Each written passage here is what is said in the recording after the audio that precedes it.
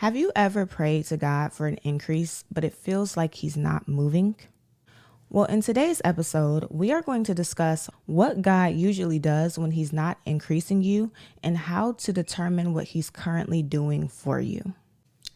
So this is going to be a part 2 of last week's message. If you were here for last week, you know that we broke down the story of John chapter 6, verses 1 through 14. And I explained to you how sometimes we expect God to increase us, but we might be in a season where He actually wants to stretch us. He wants to use what we already have in our hand and make it enough for us to get through the journey that we are asking Him to take us on.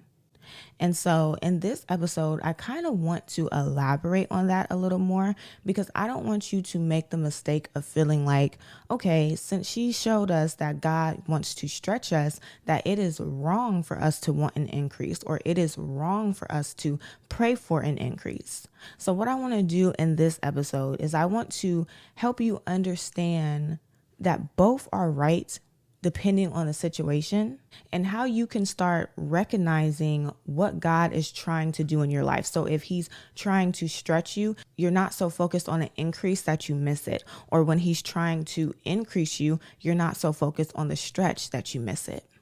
So I want to read to you Mathew chapter 14, verses 13 through 22.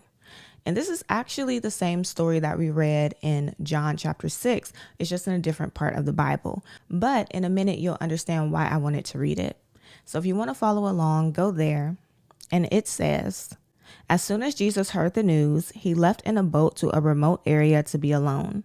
But the crowds heard where He was headed and followed on foot from many towns. Jesus saw the huge crowd as He stepped from the boat, and He had compassion on them and healed their sick. That evening, the disciples came to Him and said, this is a remote place and it's already getting late. Send the crowds away so that they can go to the villages and buy food for themselves. But Jesus said, that isn't necessary. You feed them. But we only have 5 loaves of bread and 2 fish, they answered. Bring them here, He said. And then He told the people to sit down on the grass. Jesus took the 5 loaves and 2 fish, looked up toward heaven and blessed them. Then breaking the loaves into pieces, He gave the bread to the disciples, who distributed it to the people. They all ate as much as they wanted, and afterward the disciples picked up 12 baskets of leftovers. About 5,000 men were fed that day, in addition to all the women and children. Immediately after this, Jesus insisted that His disciples get back into the boat and cross to the other side of the lake while He sent the people home. In this story, the disciples went to Jesus and they told Jesus that it was getting late and it was getting time for them to send the people home. But before they sent them on that journey, they wanted to make sure that the people were fed. So they suggested to Jesus that He let the people go to the villages nearby and buy some food.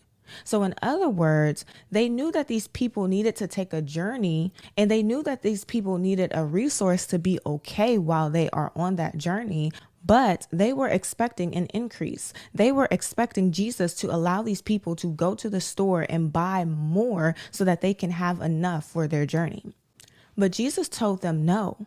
He said that we'll provide for them and we'll do it. And immediately the disciples said, how can we do that when we only have 5 loaves and 2 fish? There's about 5,000 families here. How can we do that with the little that we have?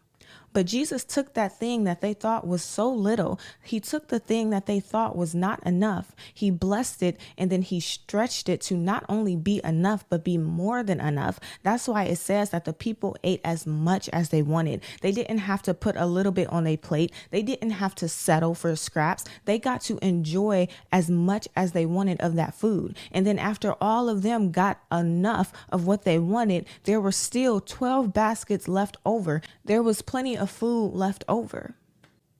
Now, what am I getting at with this? Okay, if you go back to verse 22, It says, after this miracle, Jesus told his disciples to get back into the boat while he went to send the people home.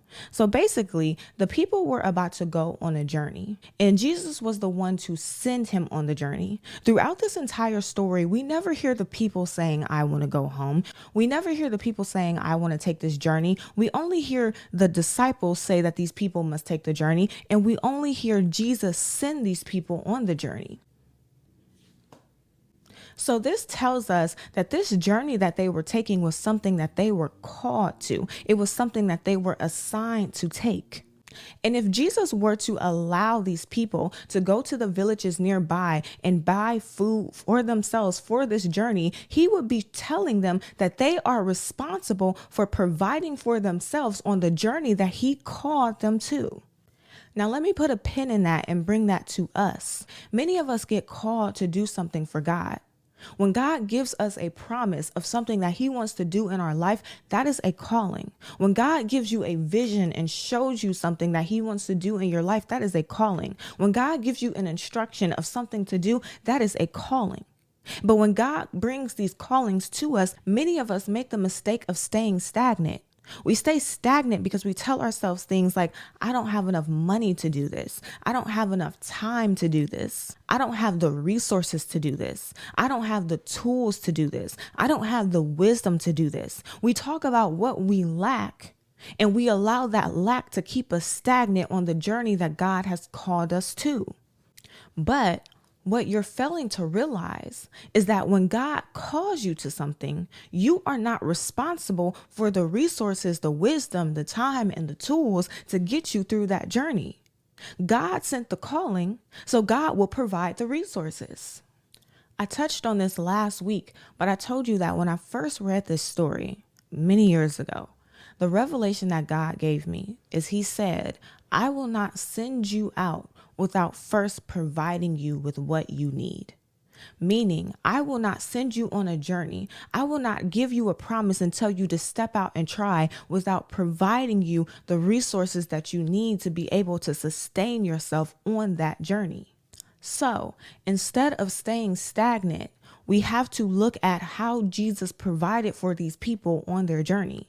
He took what he had. He took what was already there. Instead of wasting time going to the stores and buying this and buying that, instead of sending the people out and telling them spend your own money to, get all this stuff to go on this journey I called you to, he took what was already there and he stretched it to be enough.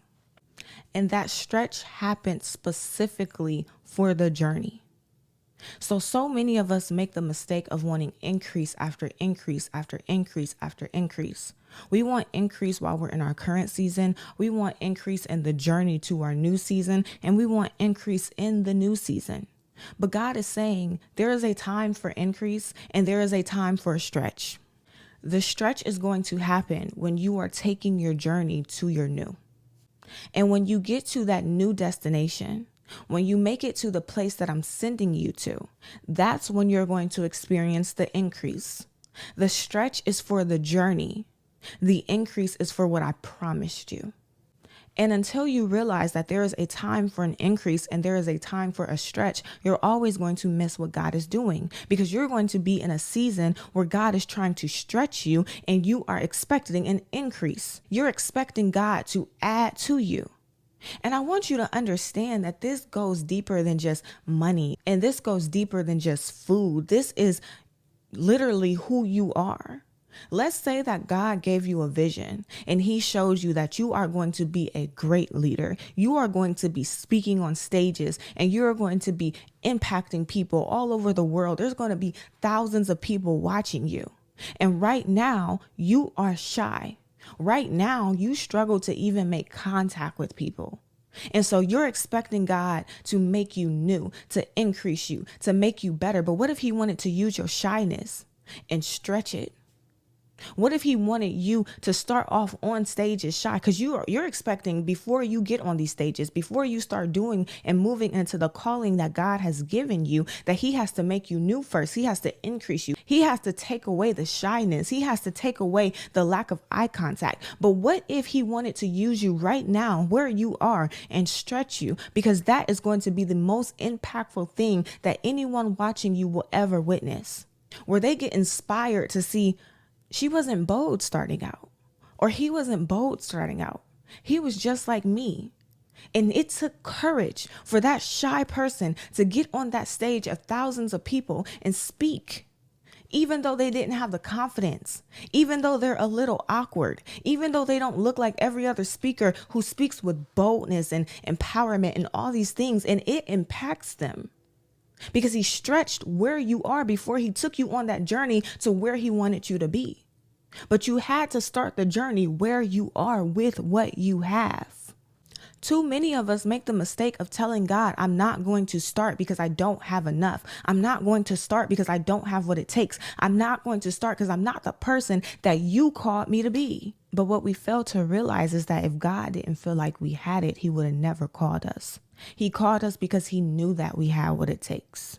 He called us because he knew that we had potential to be stretched. He called us because he knew that we had potential to grow. He called us because he knew that we had what it takes to trust him in every season. So if he's saying, I want you to stay right here where you are with what you have and who you are, and I'm going to work you in this area, he knows that we have what it takes to trust him and allow him to do what he wants to do.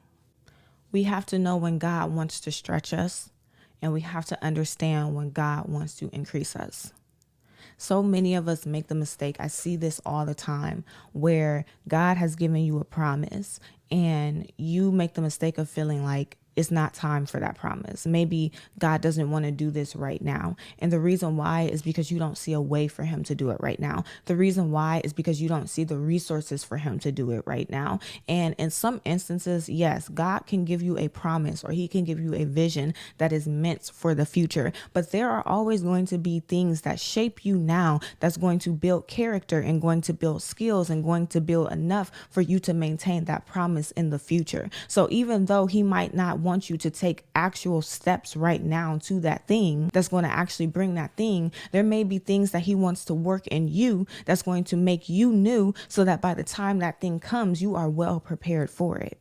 What does that mean? Let's say that as of right now, God has given you a vision that you are going to be a wife, but he's not giving you steps to be a wife right now. He's not working you in the area of marriage and this, that, and the third. But he may be working a skill in you where you're building your finances and you're working on your credit. He may be building skills in you where you wake up every morning and you make your bed, because you didn't used to do that. You just, went about your day. He might be working skills in you where he's teaching you how to cook and he's teaching you how to do wifely duties. But right now, you're not doing these things thinking about marriage. You're just working on yourself. But these same things that you are working on is preparing you for where you need to be when he sends your husband.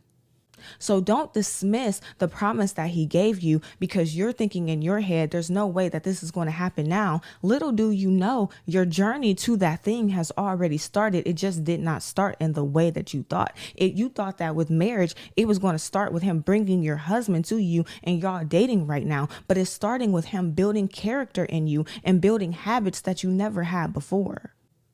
And I'm getting off topic because that's not the point I wanted to make. My point was, sometimes we dismiss some things as being something that God does not want to happen now because we don't see an increase.